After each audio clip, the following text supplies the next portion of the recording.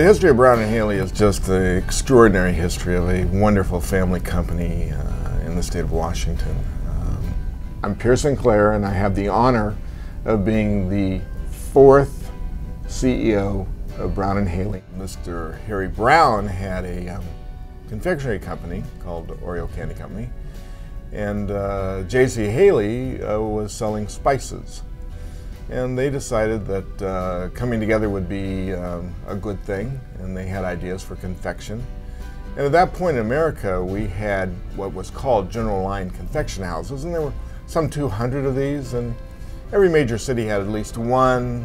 Los Angeles at that point had about 4 or 5, and they became a general line confection house, producing box chocolates, candy bars, nougats, specialty confection. Brown & Haley in 1923 formulated a specialty confection that was a little bit later named Roca. Most candy bars are regional. Out of the Bay Area you have the Annabelle Candy Company, which makes 7 different candy bars.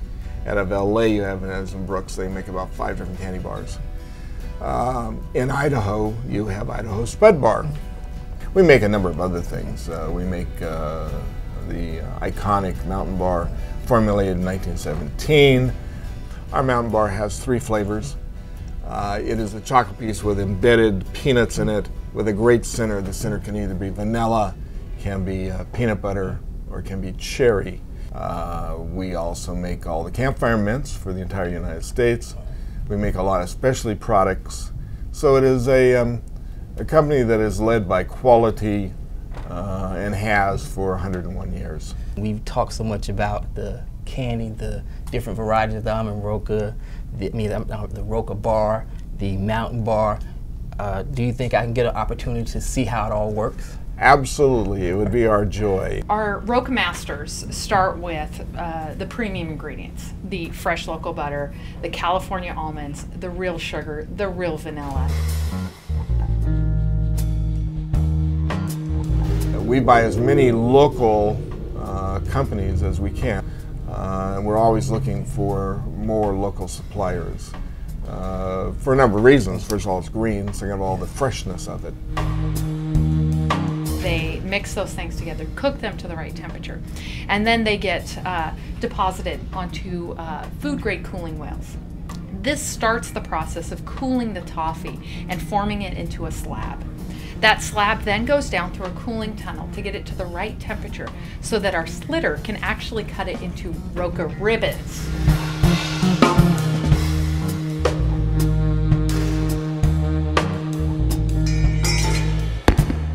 Those ribbons are separated slightly and then gone through a candy guillotine.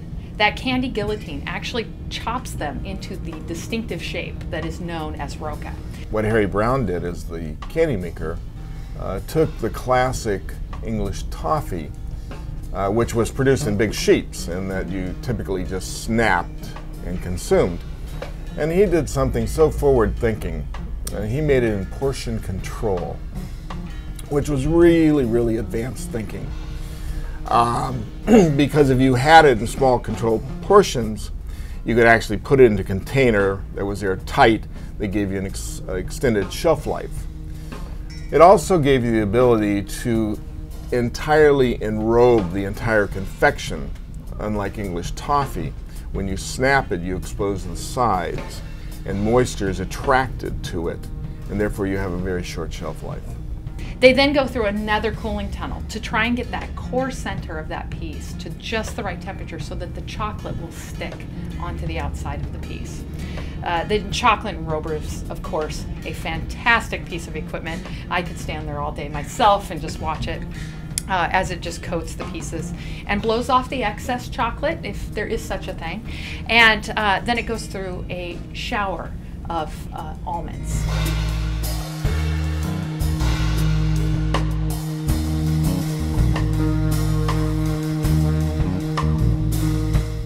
They had something special because of the complexity of the flavors, the way you bite through it and you release the almond flavor, the chocolate flavor, the toffee flavor, and then back finally into the almond. the excess almonds are removed and the piece is fully coated. It goes through an additional 2 cooling tunnels to get the piece so that it will be ready to wrap. The pieces then travel around another 90-degree corner in the process and are deposited into 6 custom-made wrappers. The wrappers can wrap up to 430 pieces a minute. And the foil that's used is a special customized alloy so that the pieces will wrap tightly and protect the piece from the almonds coming off.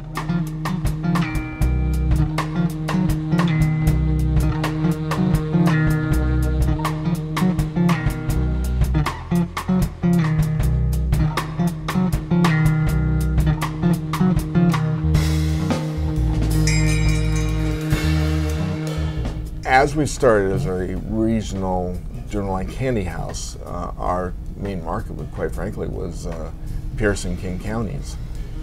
As transportation got better, we spread out to Oregon, Idaho, Northern California. But something interesting happened in the 30s. Because we sit on Puget Sound, because we had Navy bases on Puget Sound, our products were loaded aboard naval ships.